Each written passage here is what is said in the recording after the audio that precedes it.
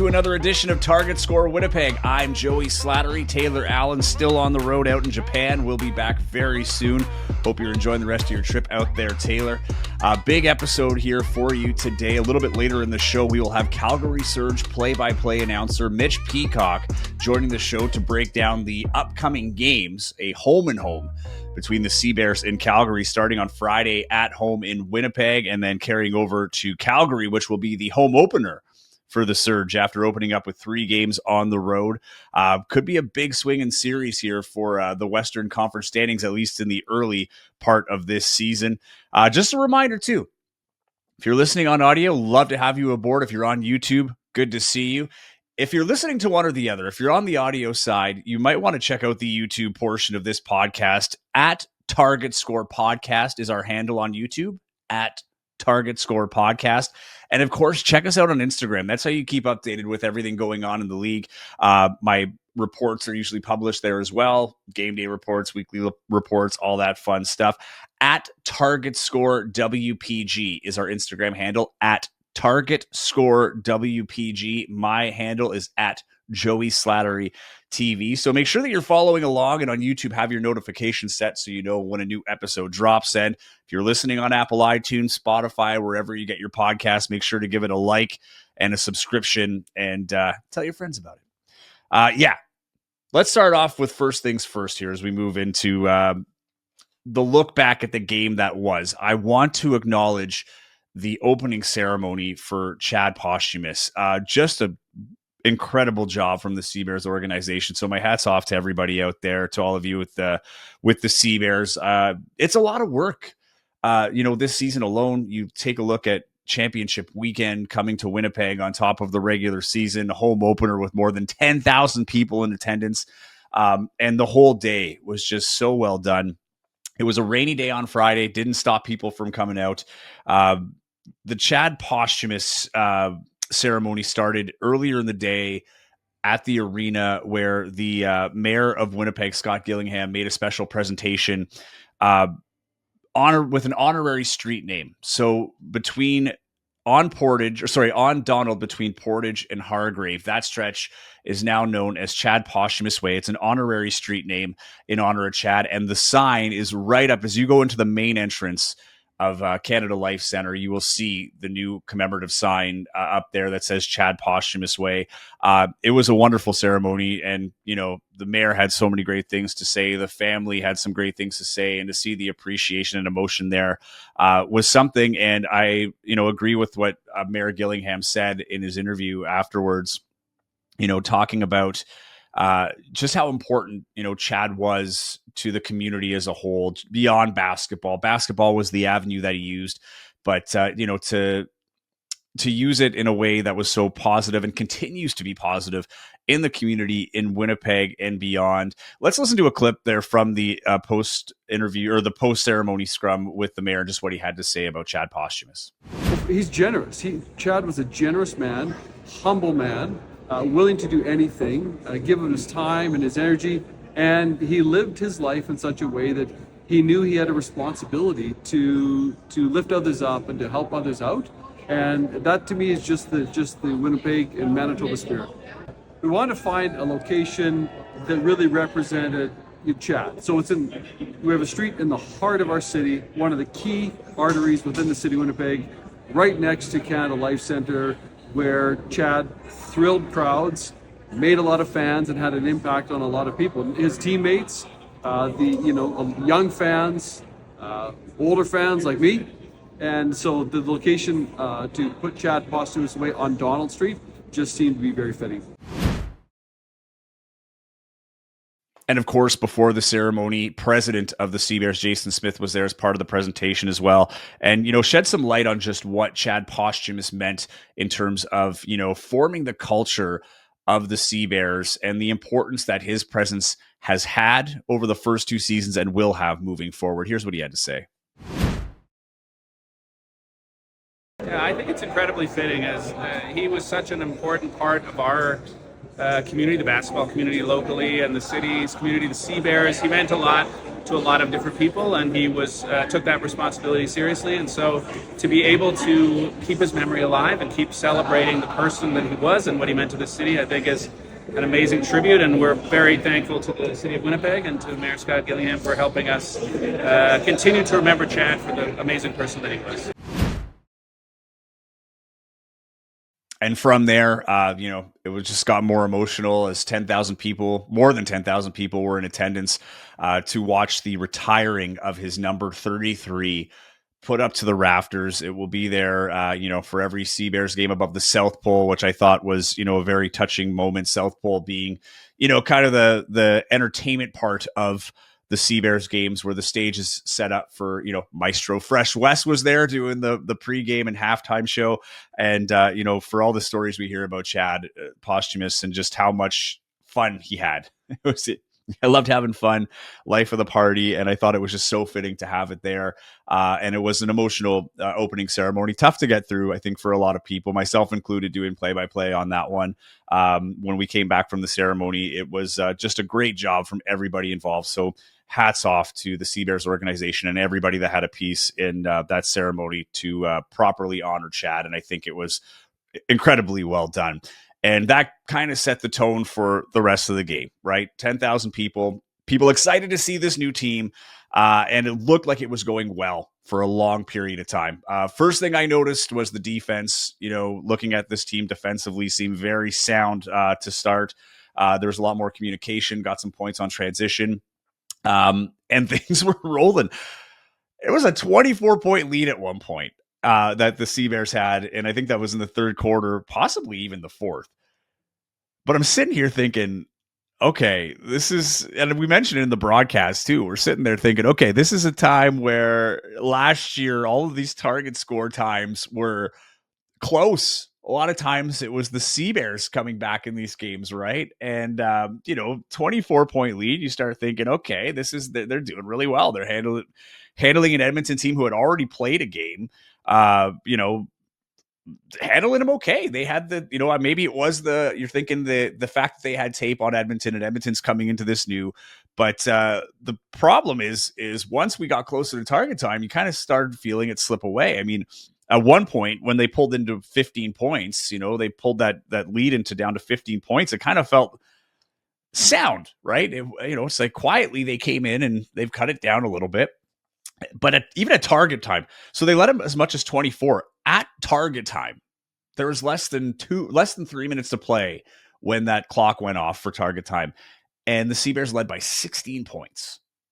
Still seems pretty, pretty good chances, a good probability that the Sea Bears are going to walk away with that one.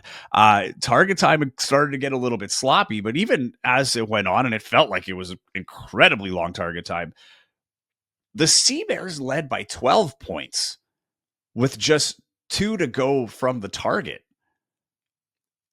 And then that's when Edmonton turned it on. I mean, they had some great plays, some defensive breakdowns. And the one for me was Tay Donald. I can't remember who made the pass, but it was a pass to Tay Donald that was through 2 or 3 defenders. It was a long lead pass for a wide open reverse layup, led to a timeout. And at that point, I think the score was 90-89. Right. And you can feel the tension in Canada Life Center for that one. It kind of felt like, wow, is Edmonton going to pull this off? And the next play, Tavian Jones draws the foul on Tay Donald, goes to the line. And Tavian Jones said in an interview, during training camp, when they were trying to determine, and we were trying to determine as a media, who's going to be the guy. There's no Teddy Allen. There's no Justin Wright Foreman. Who's going to be that guy to carry the team, right? Who's going to have the ball when the game's on the line? And he had said, when the game's on the line, of course I want the ball in my hands. I want that responsibility. So with 2 foul shots left, or 2 foul shots up and a chance to win the game, he had to hit both. It was 90-89 and the target score was 92. He hit both and avoided disaster on that first game, because had Edmonton come back, they would have tied the league record for target time comeback as they were down 16. And they were the ones that were come back against when it initially happened last year, with Calgary doing it to them. So, very happy to get out with the win. And as the old saying goes, if you're Edmonton, there's no moral victories. And if you're Winnipeg, there's no moral losses. Winnipeg starts the season 1-0. Edmonton drops to 0-2.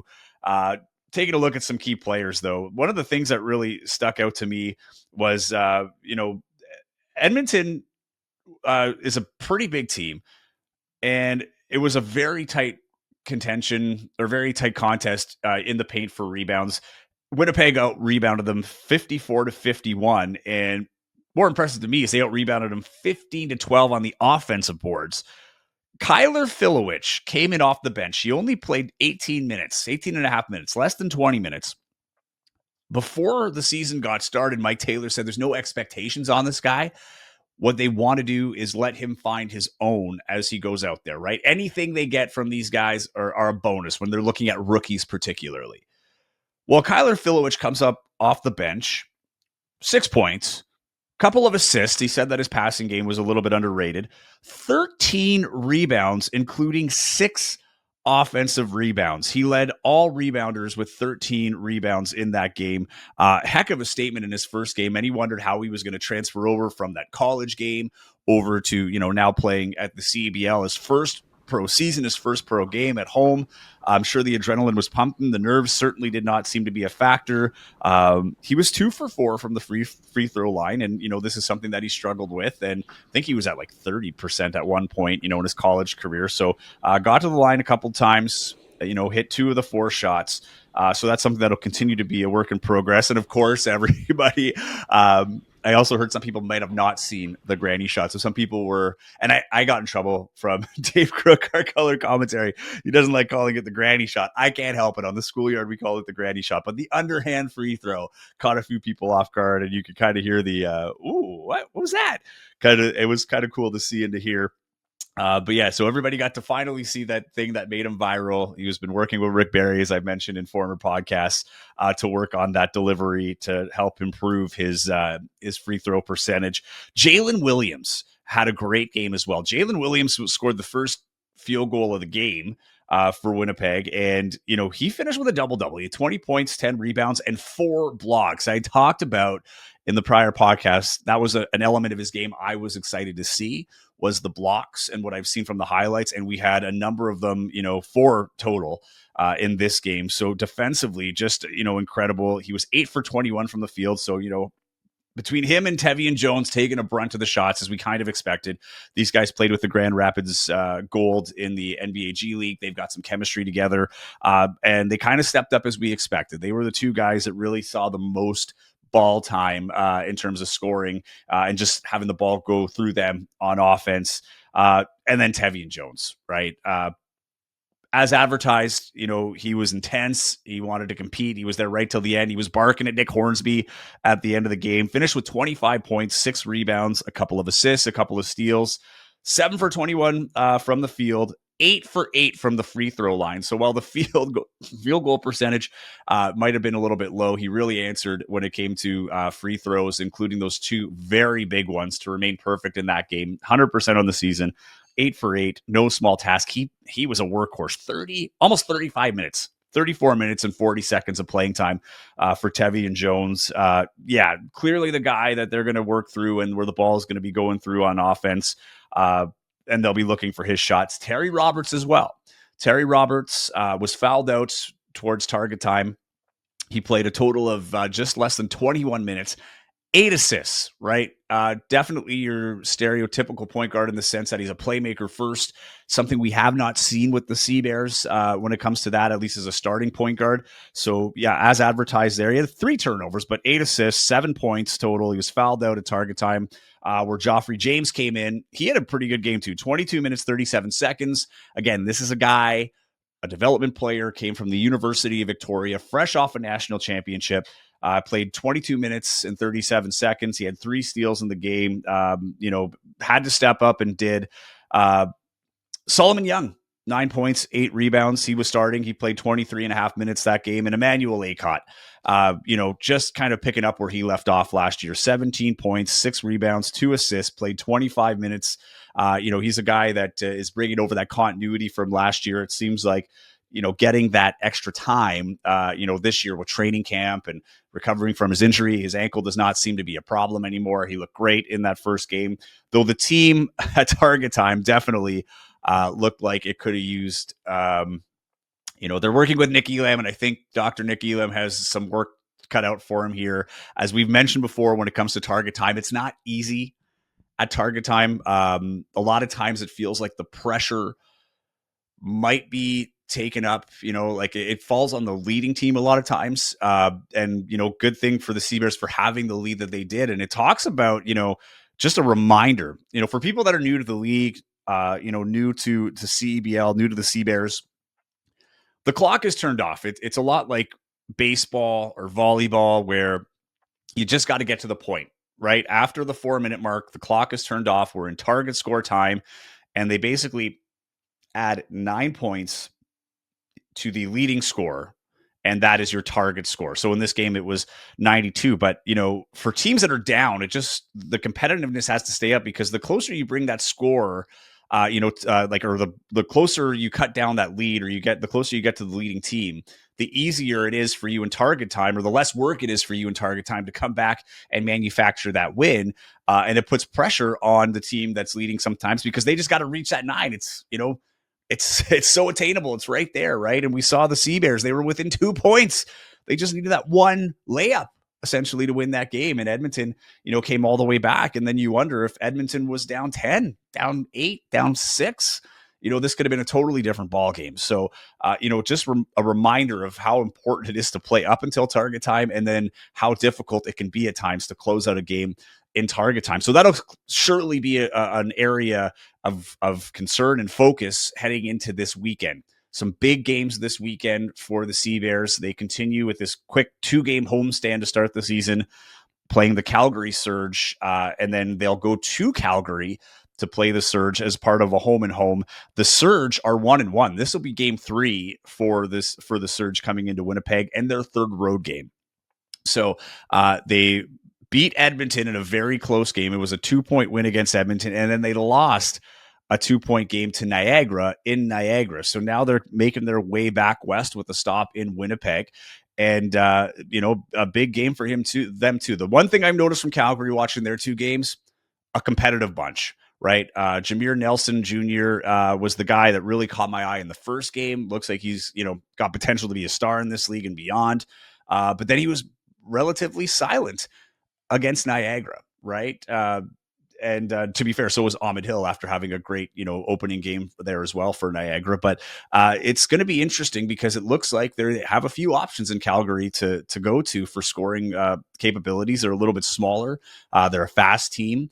And they've got Ruggsy Miller-Moore, another guy that's been around the league forever, but he wasn't in target time in that game either. So this is a really interesting team, coached by Caleb Canales. He's a well-respected coach. I think he was like the first Mexican-American coach in the NBA at some point. But this guy's got a ton of experience. Looks like he's really overhauling this team. This is a team that's had 3 different coaches in 3 years, right? And they've still managed to find a way to have winning records, get to the playoffs, and be a pain in the butt. They've really had Winnipeg's number overall. I believe they're 6-2 all time with the Seabears, only losing the games in Winnipeg. And Seabears players, coaches have said that Winnipeg could be a tough place to play too. Totally different atmosphere from what you get here in Winnipeg. But yeah, it's going to be a big 2 games, because you're getting 2 of those games of the season series out of the way early. If one team goes 2-0, it really can set up an interesting early start to the Western Conference anyway, as it comes to that. But let's break that down a little bit more with Mitch Peacock. Mitch Peacock, you've probably heard him, especially from Winnipeg. He worked for the Fox Sports soccer network while it was here. Tons of time with CBC and hockey and all the other sports, been to numerous Olympics. And now he's the play-by-play of the Calgary Surge, and he does a great job. He's also the play-by-play part of the TSN or CEBL on TSN team, doing play-by-play too. I forgot to mention that in the interview, but yeah, just a great guy, a wealth of knowledge. We're lucky to have him in the CEBL as a guy who's so well-versed, a legend, a veteran in the Canadian play-by-play verse. And he's got a good look at the team. He's there at practices. He's talked to this team. He knows what to expect. So let's break down their last couple of games, get a look, a feel for Calgary and what's coming up next year with these next 2 games both against Winnipeg. Here's my conversation with Surge play-by-play announcer Mitch Peacock. I'm joined now by Surge play-by-play Mitch Peacock, legend veteran in the field. Mitch, thank you so much for making the time for us today. Great to be with you, George. So first things first, you've been calling Calgary games now for 3 years, for as long as the team has been around, just like the Sea Bears, right? There, I know one's an expansion, one isn't, but they both kind of feel like expansion, brother and sister. But when you look at this team this year, I mean, the biggest change on paper to me was bringing in Caleb Canales. There's a lot of hype around that signing. I want to get started just on your initial impressions with the new coaching staff. And I know you haven't called the game yet. Your home opener is actually coming up in the second part of this home and home on Sunday. But from your understanding with the team and seeing what you've seen so far, what's the biggest difference in this year's team that you've noticed? Well, as you know, every coach brings their own perspective, their own attitude. Nelson Taroba in the first year was terrific, had his own approach to things. Terrell Vernon out of St. Francis Xavier was outstanding to work with last year and had his own approach. And now, as you pointed out, Caleb Canales comes in, the first Mexican-American head coach in the NBA, the first former NBA head coach to work in the CEVL. And this is a guy who is just a dedicated basketball coach. He started as a video intern with the Portland Trail Blazers, worked his way into the role as a video analyst, became an assistant coach, then spent a period of time as the interim head coach before moving on and working in several other organizations as an assistant. And so what I see in this team is I see a very well-prepared team and a team that has an emphasis, I think, on winning. He's talked about championship mindset from the opening meeting with the team. He makes no bones about it that, every team wants to win. So let's not talk around it. Let's not pretend that that's not what we're here for. We're here to win. And then he goes back to process, and how are we going to get there? And I asked him about, what would be his fingerprint on this team? What would be his stamp on this team? And it sounds a little bit cliche, but I think I know where he's coming from. He wants well-rounded players who can play at both ends of the floor, that can play offense and defense. And he really talks about the interrelationship between defending and scoring and how, they're hand in hand. So he won't say I'm a defense first coach or that I want my guys to get stops and then think about scoring. They're all kind of mixed together. So what I would say about this team, first impressions are that they're very well coached and well prepared. And then with only 2 returning players, there's a bit of a time here to get used to what this team looks like. And very athletic, not super big, can run the floor very, very well. They've got a lot of speed, aggressive defensively, and capable of scoring in different ways is what I see so far. And really good chemistry early. And you never know what you're going to get, right? These guys have clicked right from the get-go. And so first impressions are good. A fun team to watch and a team that seems to like to play together. Interesting that you bring up the new looks. I feel like that is one of the things we're really noticing across the league this year. There's especially in the West, there's a lot of familiar names from the first 2 years that have not returned or have moved teams. And there was a moment there, Mitch, during the offseason where I was kind of thinking, wow, like they're losing a lot of players here that are signing elsewhere. And it took a while for these signings to come in. And I didn't really know where to put them. And then all of a sudden they made some pretty big signings. The biggest one for me is Jameer Nelson Jr., and he had a great first game. But you have the familiarity in Ruggsy Miller-Moore. And for me, and I think for people outside of Calgary, and I'm sure it's the same for people in Calgary, but that, when I think Calgary Surge, I think Ruggsy Miller-Moore. But when you look at the team, now they have 2 games, both on the road. They go 3 games on the road to start the season, which isn't easy, but I imagine it does wonders for team bonding for this length of time away and going to all these different venues before they have their home opener. But first game, they lose by 2 in a thriller with Edmonton, or sorry, they win by 2 in a thriller with Edmonton. The next game in Niagara, they lose by 2, another thriller in that one. So my initial impression of this team is they're competitive. They're going to play until the end. But when you see these two, from the game 1 and game 2, was there anything that stuck out to you? Because aside from that I'm not quite sure who their player is, right? When the game's on the line, who do they want to have the ball? Because they've had 2, top scorers in 2 different games. Well, it's interesting you bring that up, and I think you hit a really important point very early on in your assessment there, which is that they do play to the end. That's a great attribute that they've displayed already in two games. Is that as long as the target score is standing, they're going to fight for it, and they did a really good job of finding a way to close out that game in Edmonton. And Jameer Nelson was outstanding in that game, as you talked about. And then in the game in Niagara, think about that circumstance. You've got a team that's getting to know each other. You're going into the building of the defending champs in their home opener with a lot of returning players on that other side, extremely well coached team. And it would be easy to think, well, this is a learning opportunity for this Calgary team. And they went in there and went down double figures early on in the game, and it looked like maybe it would play out like that. And they pushed themselves back into the game a little, went down, I think, as many as 16 in the third quarter. And the next thing you know, you're going into target time and they've got a chance to win the ball game. And that's just, that fighting spirit that you talk about. And when you talk about a key guy, because basketball does tend to focus on one or two key guys, and you have to have them, there's no doubt. But one of the things that jumps out at me early on, Joey, is they played 10 players in Niagara. And, guys made contributions all the way through. It's not like, they lean on 6 or 7 guys to get them through. 10 guys played and contributed. And other guys contributed in the second game that weren't able to make as big a difference in the first game. So, that says something about a team. Well, and that's the first thing I noticed, because as I'm prepping for the Friday game, the first of two between these two teams, I'm building my roster sheet, my scout sheet, and there's only 10 players. So I've got a couple of open spots, and I don't know if that's going to change come Friday or not when this game is played. This is being recorded on Tuesday, May 20th. So still some questions there. But when I'm looking at but there's only 10, but they all played. And that's it, right? And a thing that you brought up too, actually, we should bring this, let's segue into that. I brought up Ruggsy Miller-Moore and, being kind of that face of the Surge for the last few years, and you're right about that. What's that? And you're right about that. He is the face. Right? He is the most recognizable. Yeah.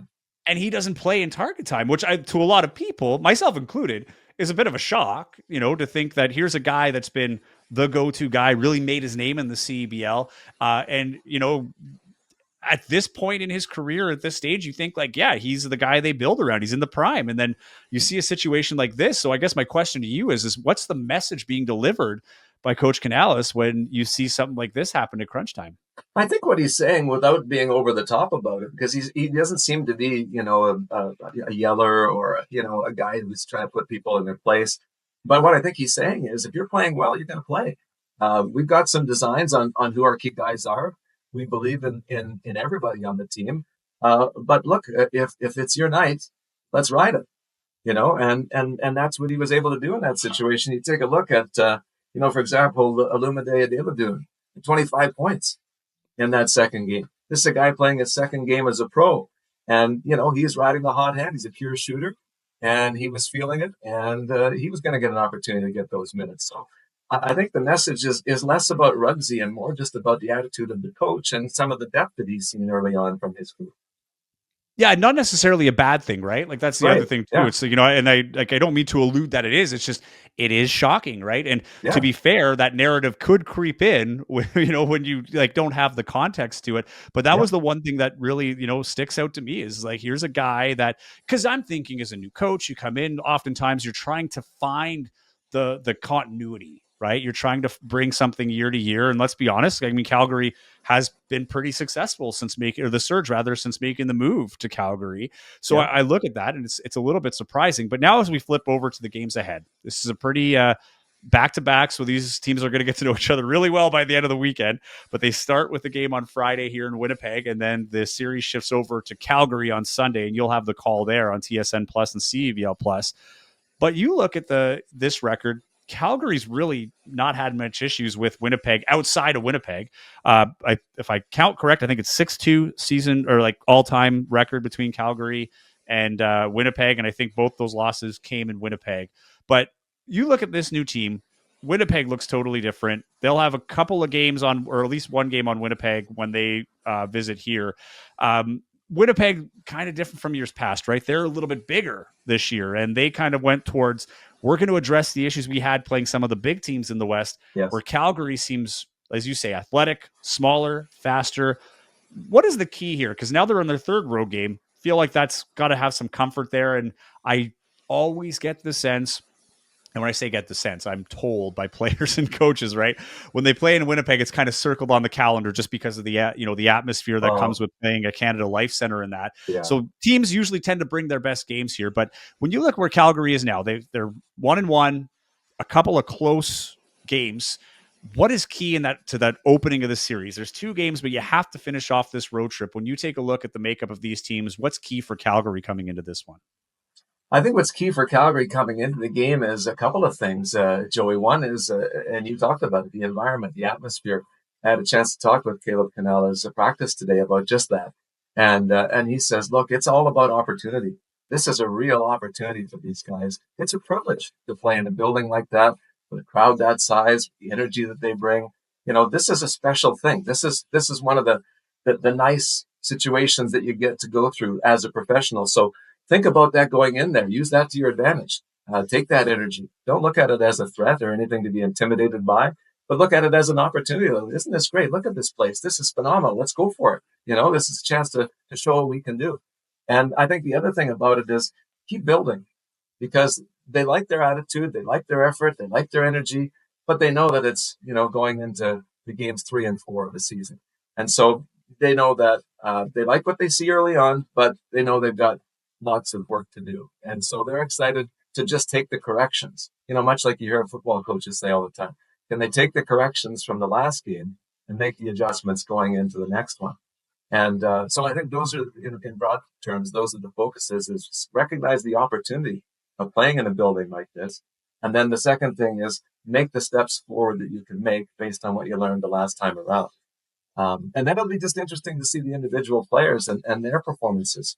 I think that, when it comes to a starting group, you got Jameer Nelson Jr., you got Kyrie Thomas, you got Greg Brown, Gabe Osaboyan, and Ruggsy Miller-Moore. That's the starting group that we've seen so far. I think that as much as he wants to reward the players who are contributing and being successful on any given night, they still know that there's some foundation pieces there. And so they want to continue to have those guys get more and more comfortable. Kyrie Thomas is a guy who really didn't play basketball this last year.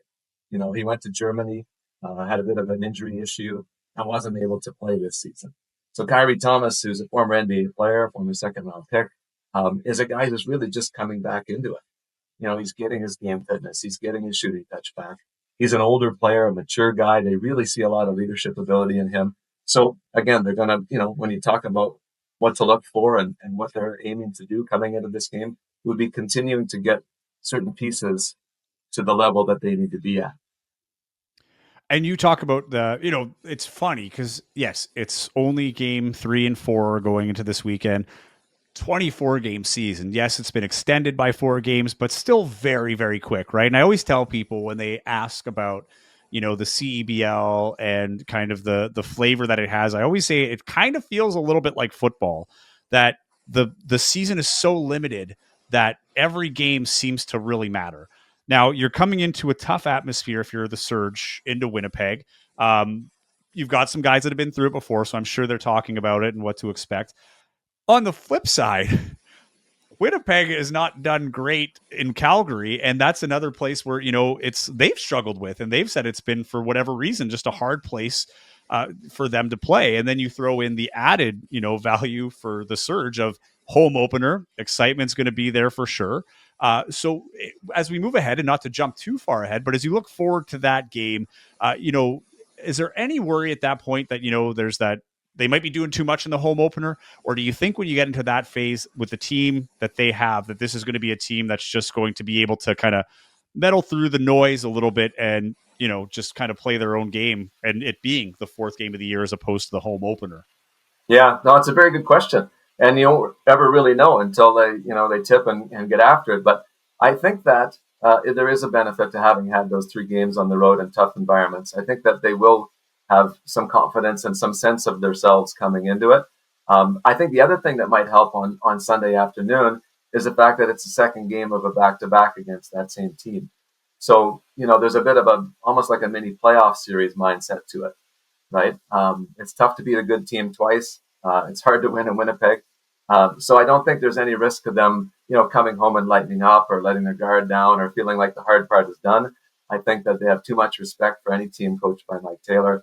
And I think that they have too much drive to want to let down in front of their home fans when they get the first chance to really show themselves. So I think motivation won't be the issue on the weekend, given going into the Winnipeg cauldron and then coming home for their home opener. I think it's something they're really looking forward to. What makes Calgary such a hard place to play, though? Like, in years past, the Sea Bears have talked about it being a tougher venue to play in, and finding their groove in there. What is it about that venue or that atmosphere, whatever the case may be? You've called a lot of games there now. What is it about that place that gives Calgary the advantage? Well, I think in the same way that Canada Life Center can be intimidating because of its size and the number of people in there, I think Winsport can be intimidating because it's so much smaller and the people are right on top of you. And, they stand from the opening tip until the home team scores. At different times of the game, they've got different things that they do to get themselves into it and try and be difference makers. And so I think there's definitely that. And then I think that the Surge have had a mindset over the last 2 years, being very athletic teams, very quick teams, that they're gonna see if they can run you into the ground. They're just gonna try to be not very much fun to play against. They're never gonna give you time off. And so I think that's also part of what you're talking about. And these season series between the Surge and the Sea Bears the last 2 years have been actually fantastic and critical to the season for both teams. In the regular season, 23 and in 24, the Surge won 2-1, and the winning of that last game in both years was really impactful to where the teams finished.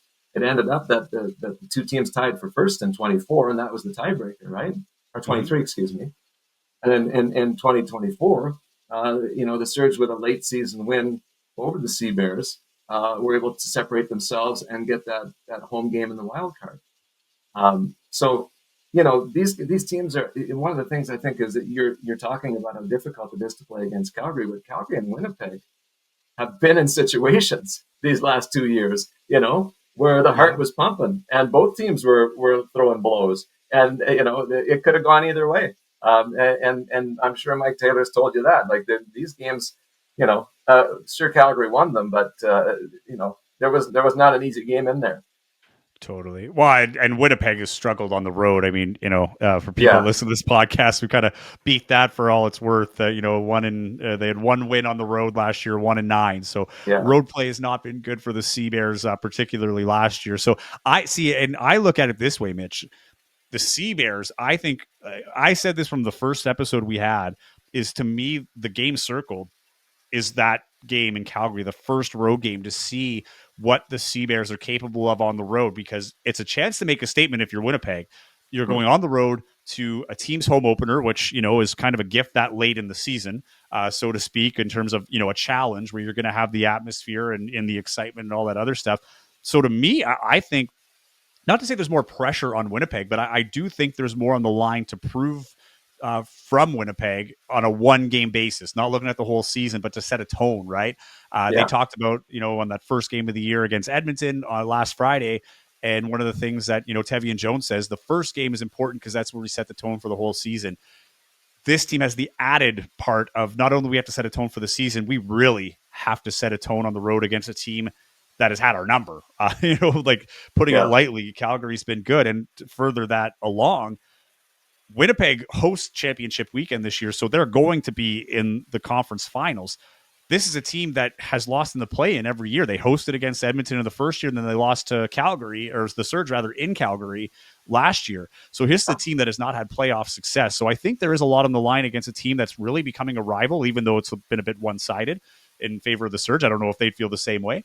But it's a rivalry that's brewing here. It's a team that they, need to figure out. And this is a team, the Sea Bears, that has said, we are not trying to relax on that semifinal berth or the conference final berth. we have to play it through. So I'm excited for this game on Saturday, or on Sunday rather. As much as I'm excited for the game at home in Winnipeg, I just think there's much more on the line on the Sunday game, simply because Calgary's first chance to make an impression at home, Winnipeg just to prove that they can win out there. Yeah, and I think there's probably a real feeling, from the Winnipeg Sea Bears of different year, different team. Don't paint us with that brush. Let us write our own story. And I think that Tevian's remarks are telling that they plan to write that story, and they plan to write it from the start. It's a difficult thing in some respects to know you're going to be there championship weekend, right? Because you can say, well, we lost here, we lost there. It's okay, we'll be there in the end. But that's a dangerous game to play, and I don't see that from a Mike Taylor team, because you can't turn it on and turn it off at a high level of anything. And these guys, I think, are smarter than that, right from the top down. So they're going to be competitive. You're right. They're going to make every game meaningful. And the story that you're talking about is an easy way to make it meaningful on Sunday. Is people might say this or that about the Sea Bears. Let's show them that this is not that team. Well, that's where they're lucky to have Alex Campbell, because we had him on the show last season. I was going to say it's like having a coach on the floor, but it is a coach on the floor. Literally, yeah, because he coaches at the U of S. Yeah, he didn't coach this past season. He played it in Ontario and then in Mexico for a little bit. But yeah, he's 100% a coach on the floor. Yeah. But further to that, his experience in 2019, he played with Saskatchewan rather, when they won their championship. They were the host city, and then in 2023 with Vancouver, and that was not a great season for the Bandits. If we recall, they had a great team on paper. Yes. Didn't pan out. And the last three teams that have hosted have not done well in the season, nor have they won that game. So Winnipeg trying to flip the script there. Now, before we brought you on, I called you a legendary veteran, because you being the play-by-play for the Calgary Surge is far from your first gig. Where the CBL is very lucky to have you. Do a wonderful job out there in Calgary with the play-by-play. But let's go back a little further. You've got roots in Winnipeg here as well. You were with CBC for a long time. You've called all sorts of sports, not just basketball. You've been all over the globe, but what's this been like? How, you look at your experience to this point, even working with Hockey Night in Canada, things like that, to the Calgary Surge. What is it that drives you to keep doing this? And what is it about the Calgary Surge that has you coming back year after year? Well, I mean, you know the answer to that. You're the same way. It's a passion for what you do, right? You have a craft that you want to hone, just like anybody else with a craft, that cares about it. So you have a craft that you want to continue to hone. You enjoy being in the environment, with the crowd, with the energy, telling those stories. I think I can also speak a little bit for you in saying, as a former athlete, this is a great way to kind of be as close to it as you can without being able to play anymore, which is kind of how I got into it in the first place. And then specifically, as far as the Calgary Surge are concerned, I was just really fortunate to meet the people involved, once they brought the team here very early. And I had an immediate respect for their commitment and what they were trying to do.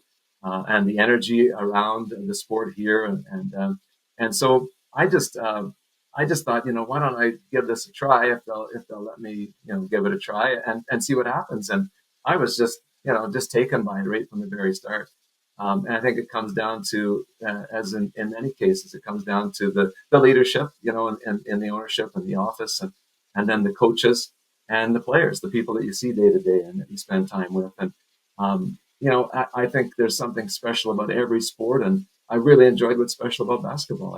I just love the vibe. I love the people. I love the sense of community. I find the players very warm, very inviting, and it's also fun for me at this stage of my career, not to sound like an old timer, but as you said, it's not my first year.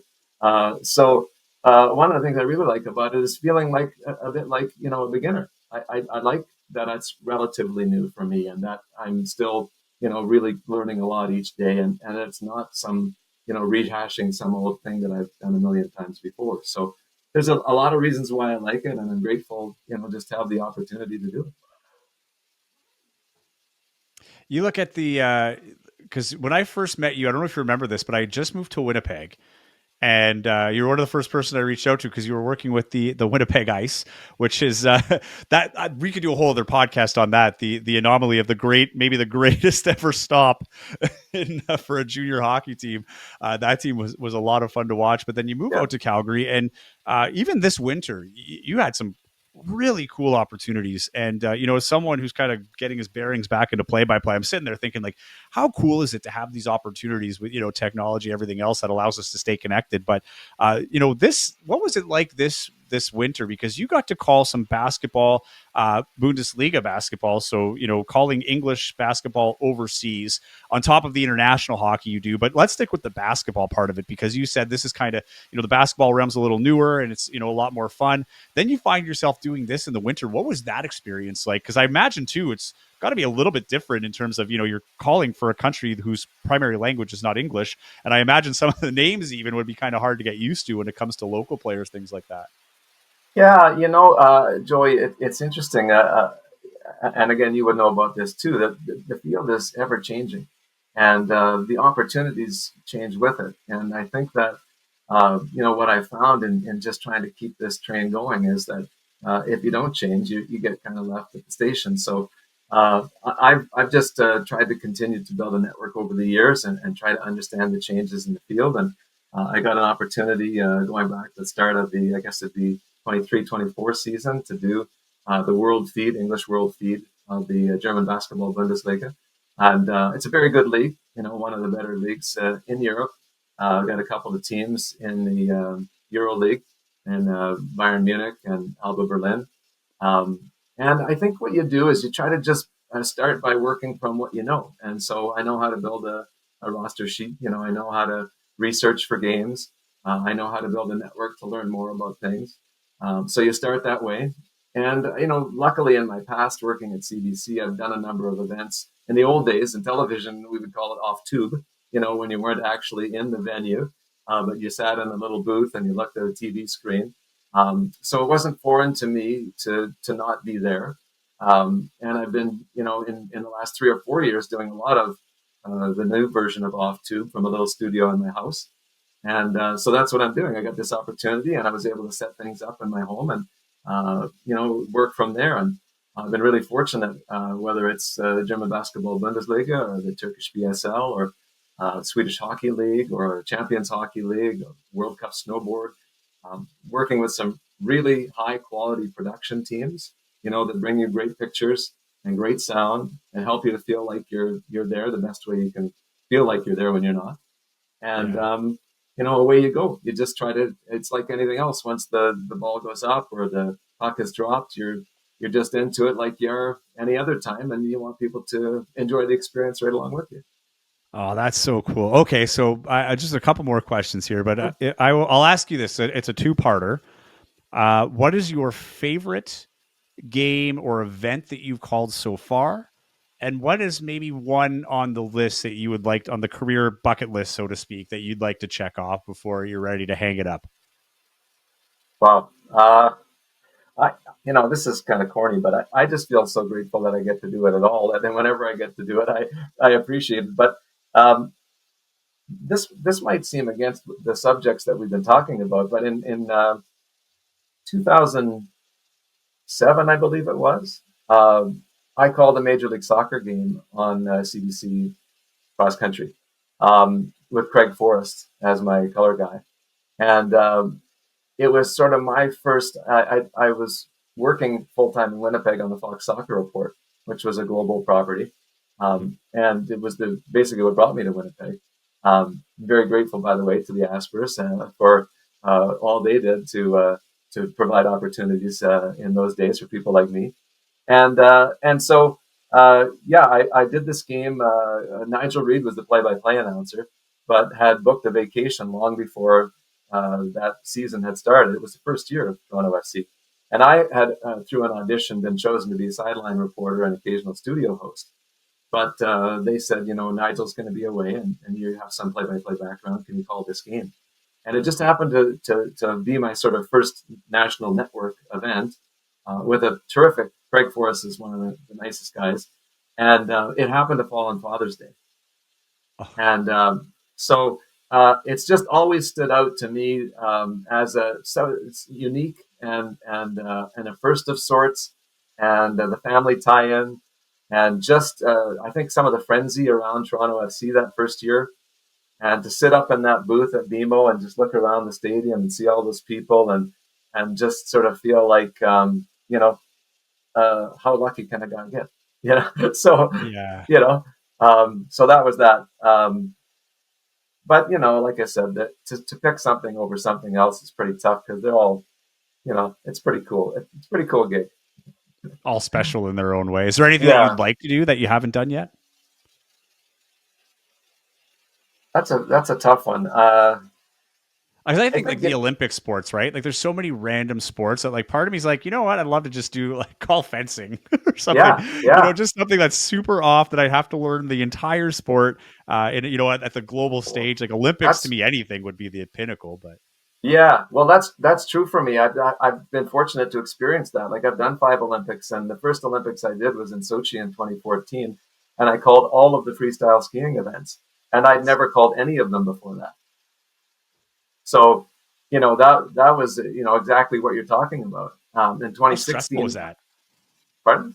How stressful was that from like a prep standpoint? Like I feel like, because certain times when you're into it, like a sport, you can kind of focus on Yeah. the finer details of things. But with something like that, I imagine it's got to be a lot more, weight on your shoulders, so to speak, to prepare for this, just to kind of learn the ins and outs. Yeah. Well, one of the great things about working with CBC and Olympics is that they hire outstanding color commentators, and usually former athletes. And what I did in every case, I don't know, somebody must have told me to do this because I'm not smart enough to figure it out myself, but uh, somebody must have told me that get in touch with those color commentators right away and turn them into your tutor.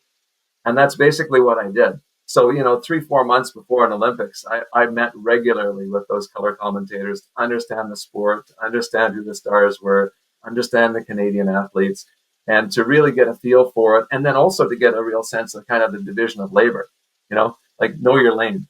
So, I would develop a real sense with them of, okay, I'm going to do these things and you can do those things. And, I won't pretend I know more than I know, and we'll let you show everybody what you know. And so, that's kind of the strategy that I took, and seemed to do all right for me.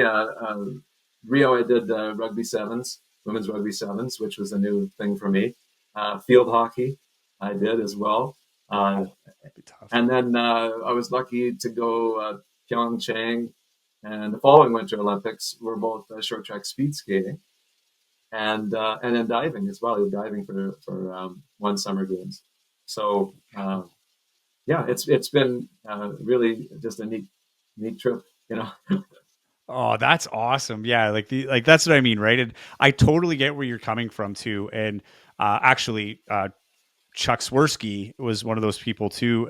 Paul Jones, I remember. Well, Paul Jones had the quote that I kind of really enjoyed and I use from time to time. And he's like, anytime you're getting paid to be in a gym to cover a game, you kind of hit the jackpot Yeah, of employment. And yeah, I agreed with him. And once we had Chuck, I think it was in season 1.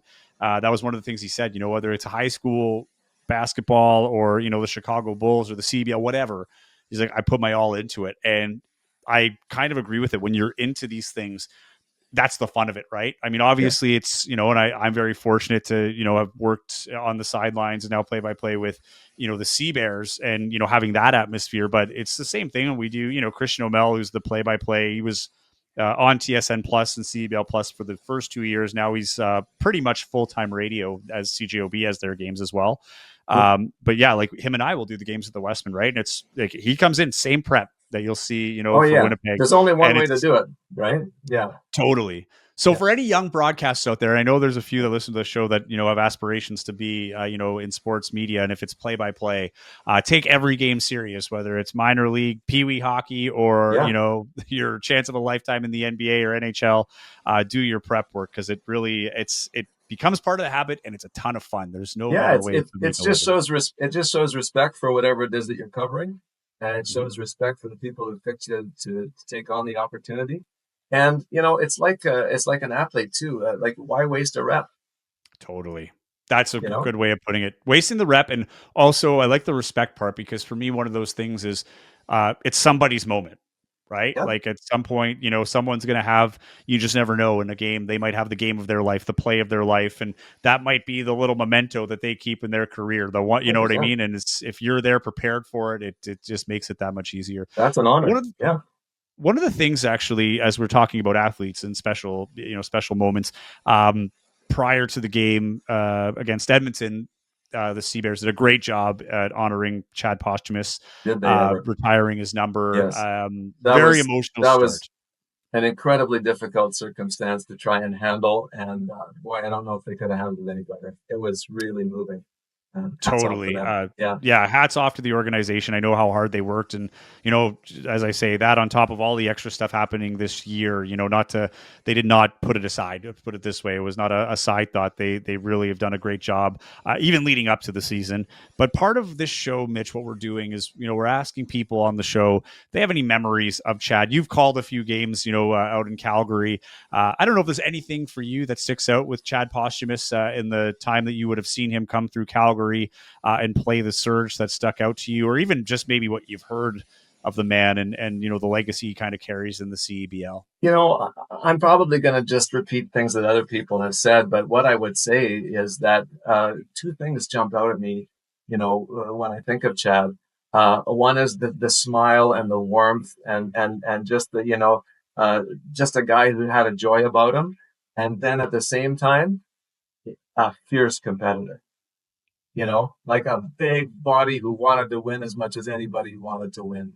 And then, game's over and let's smile and put an arm around the guy on the other side. And, it just, both I thought were incredibly powerful. I thought that the joy I saw was really touching from him. And I thought that the competitiveness is what made him a professional for all of those years.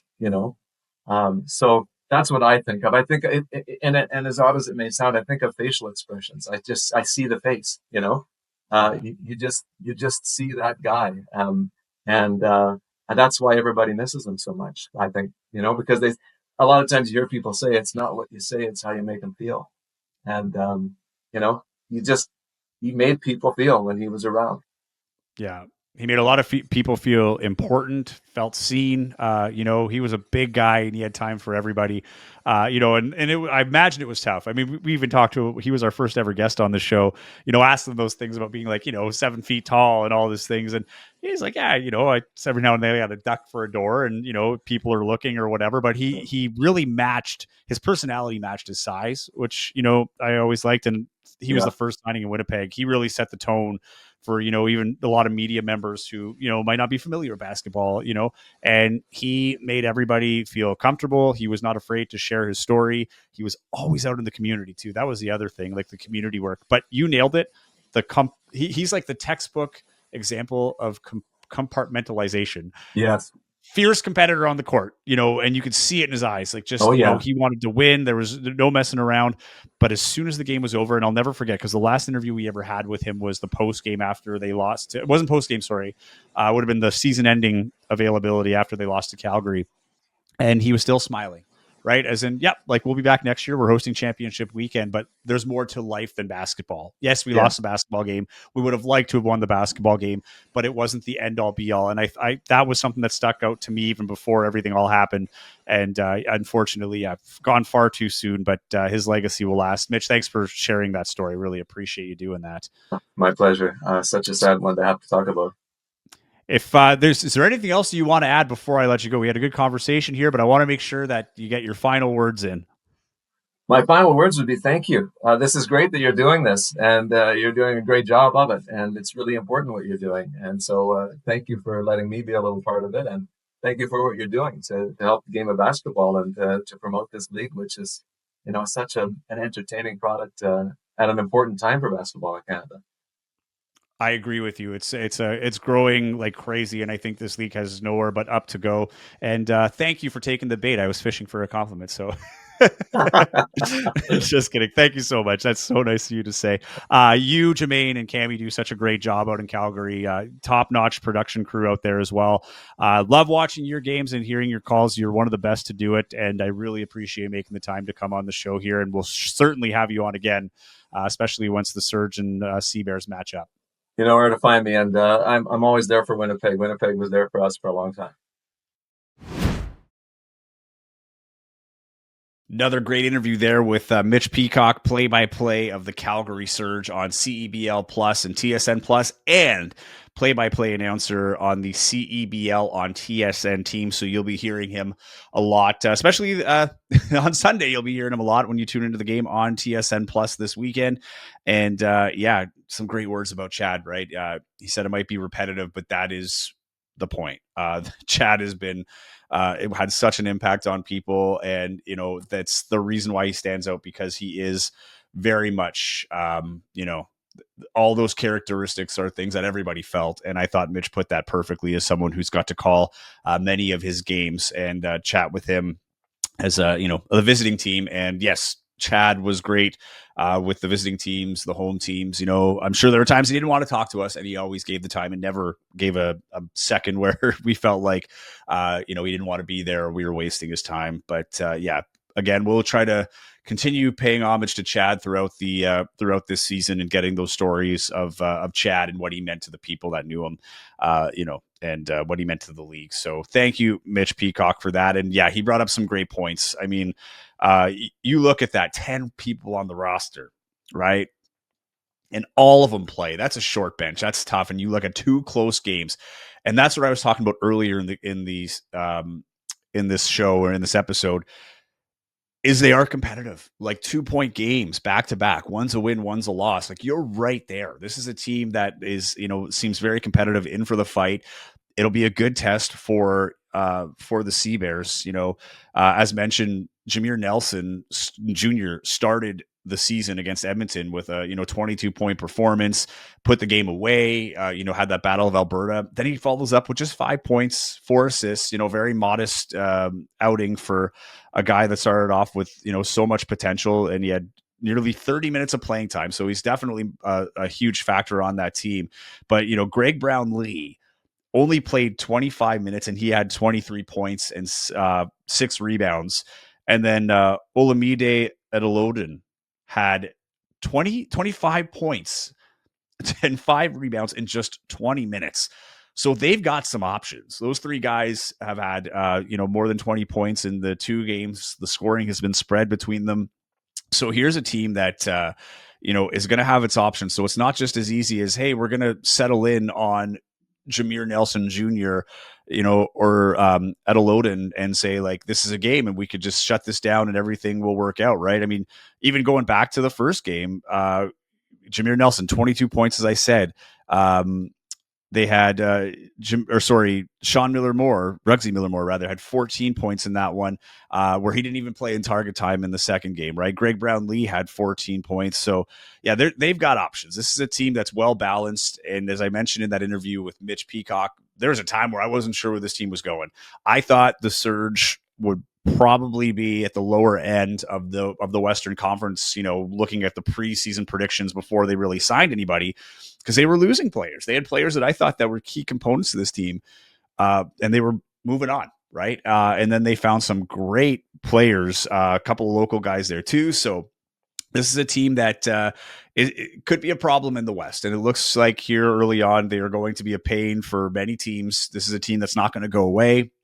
So you look at the target score situation that happened with Edmonton, and I think if you're Winnipeg, there has to be a strong sense of urgency on that to make sure that you are giving yourself the most pads you can in the regular time, if you will. And if you don't, making sure that you're sticking to what works in that target time. Right now, everybody's got a feel for it. As mentioned, for a lot of players, this is new. In terms of, every game ending with it. I know some G Leaguers have had some experience with it, and some played in the TBT league and things like that. But for a regular season target score ending, this would be the first for a lot of guys, and or first in a long time, first together at the very least. So, we'll give them a little bit of benefit of the doubt there in terms of just getting used to the style of play, the mentality that comes with it, and how to deal with all the other things you might not think of that would affect the target time. But you can't do what you did with Edmonton. You can't be, you can't get away with what's from what was working. You can't lag defensively. They're going to have to remain sharp. This is a team with many options. At times they played really well against Edmonton and they had their number, but once that clock went off, they got to within 2 points. As I said, they had a 12-point lead on Edmonton with 2 points to the target and nearly lost that game. It came down to one possession. If that foul is not called and, Edmonton manufactures a steal, that game could have been over by a 3-pointer, an N1, and the way they were playing, there's no reason to believe that couldn't have happened, right? They were really frustrated with the call on Tay Donald, and maybe it was a little soft. And, at that time of the game, they were letting them play for a good period of time. Jordan Baker was frustrated, and I'll say rightfully so. But at the end of the day, the call's the call. The shots were made, and if you're not in that situation in terms of having to come back, if you're Edmonton, maybe you find yourself on the winning side of this game. But this is, Winnipeg lucky to come out with the win on this one. I'll say that in target time. Played well for the most part, plenty of bright spots, but certainly some areas to work on as they move forward into game two. Again, Simi Chateau not in the lineup. He's still out in Greece, so he wasn't in this game. Not sure if he's going to be around for this game. I'm guessing no, probably take a couple of games before he can join the team coming back from Greece. But once he's there, it'll be interesting. So going back to the Kyler Filowich thing, what a great first impression from Filowich. But I'm curious to see how that role changes between him, Solomon Young, Simi Chateau, and Jalen Williams. Those are all, big guys. Williams is going to get his time. We know that. But Filowich, I can see having a huge factor coming off the bench, especially after the last game. And but it'll be interesting to see how things shift with Chateau, because he is one of the best Canadians in the league, one of the best big men in the league in general. So once he gets here, it'll be interesting to see how the team forms. But they have to get through Calgary first. 2 games against the Surge coming up Friday, 7:30 tip-off at Canada Life Centre. If you're not going to the game, tune in on CEBL Plus and TSN Plus. And then on Sunday, quick trip over to Calgary, where they will take on the Surge in Calgary. That'll be Calgary's home opener. So the emotions will be high there too. Team's going to want to make a good first impression on their fans. I'm sure it's going to be a capacity crowd at the Winsport Arena in Calgary. You can catch that game. Mitch Peacock, our buddy, will have the call. That game is, actually, I should double check the time on that one. That game goes at 3 o'clock. 2 o'clock Central Time in Calgary. That game available on CEBL Plus, TSN Plus, and the Game Plus Network. And I should also mention that Friday's game will be on NLSE. So for our American listeners, if you want to watch the game in the States, NLSE is where you find that game. So we'll have plenty to break down next week when we get back. Hope you enjoy those 2 games. We'll see you Friday night and enjoy the game on Sunday afternoon. And we'll be right back here next week with another edition of Target Score Winnipeg. Until then, enjoy the game.